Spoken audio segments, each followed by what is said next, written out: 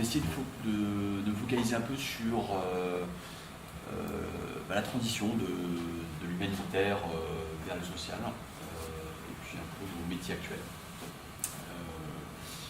Et faire le lien avec, avec ces deux facettes, humanitaire, sociale.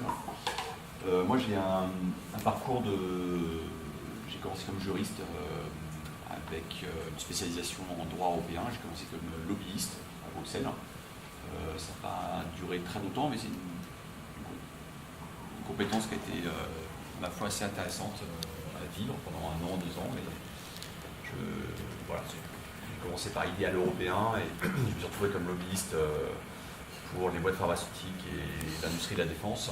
Et j'ai rapidement, je me suis senti un peu floué, et j'ai rapidement viré vers le secteur humanitaire, où j'ai passé 10 ans, beaucoup entre Médecins du Monde et Action contre la faim, en Palestine, en Haïti. J'ai passé 3-4 ans, 5 ans en fait, comme responsable des urgences chez Action contre la faim. Et avant de commencer à souhaiter justement retrouver une forme d'équilibre, comme beaucoup d'humanitaires, j'ai fini un peu cramé et avec une fatigue cumulée qui faisait qu'il était indispensable que j'arrive à sortir du monde de l'urgence.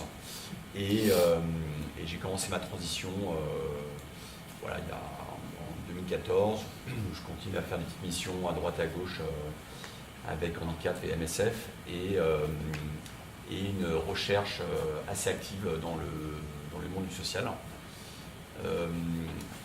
Ça a été compliqué, vraiment. J'étais très focalisé sur le poste de chef de service dans le secteur de l'hébergement social. Je crois que j'ai envoyé une bonne centaine de candidatures. Je crois que j'ai dû avoir 2-3 entretiens avant de comprendre que le poste de chef de service, ça a peut-être un peu changé maintenant, mais il était quand même à l'époque très axé café Ruisse, expérience française et forcément juriste et n'ayant qu'une expérience internationale. J'ai vite compris qu'il n'y avait que les recruteurs humanitaires qui comprenaient mon CV et qui me recevaient en entretien. C'est les 2-3 entretiens que j'ai eus. Jusqu'à ce que je fasse jouer le réseau. Alors ça a été mon déclic, il m'a fallu 1 an, mais j'ai pris un peu de temps à comprendre l'importance du réseau et l'importance de vraiment faire le tour de tous les axes humanitaires qui étaient passés en social. Il y en a quand même pas mal. Et c'est par ce biais que j'ai pu faire la rencontre d'Aurore, qui m'a permis de passer sur un poste, je n'ai pas eu tout celui que je recherchais, donc je voulais absolument un poste de terrain, chef de service, pas me retrouver dans les sphères trop élevées et trop stratégiques. Et j'ai eu l'opportunité de pouvoir travailler sur un projet qui était le projet des Grands Voisins, qui était à l'époque un ancien hôpital mis à disposition de l'association Aurore pour faire de l'hébergement d'urgence dans une logique intercalaire. Et ça a été une très très belle aventure. À l'origine, c'était d'abord un espace mis à disposition de l'hébergement d'urgence pour le 115, pour de la grande précarité. Et ça a glissé vers de l'accueil de mineurs non accompagnés.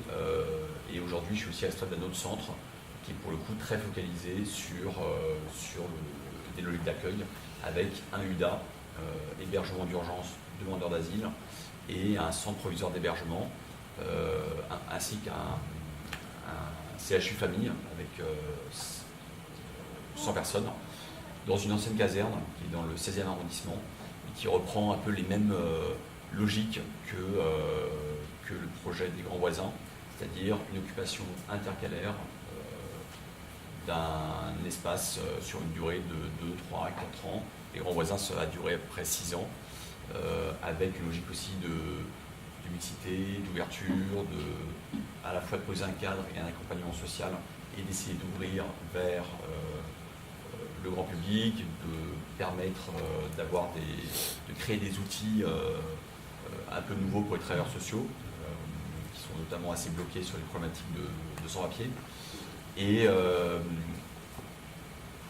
c'est vrai que ça a été la transition de l'humanitaire au travail social.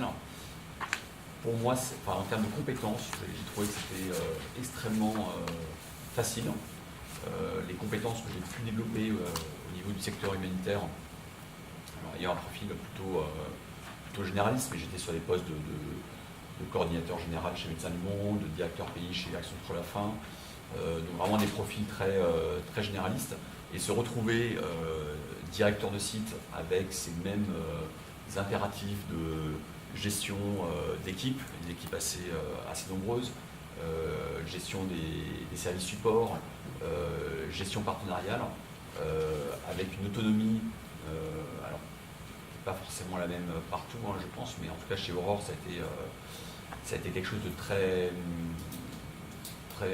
important, très fort. Moi j'ai senti que j'avais je dis pas parce qu'Eric est là, hein, mais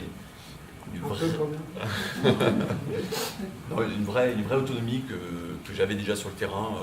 C'est vrai que le siège est toujours un peu loin, et bon, en 2004-2005, on était assez libre de faire ce qu'on voulait.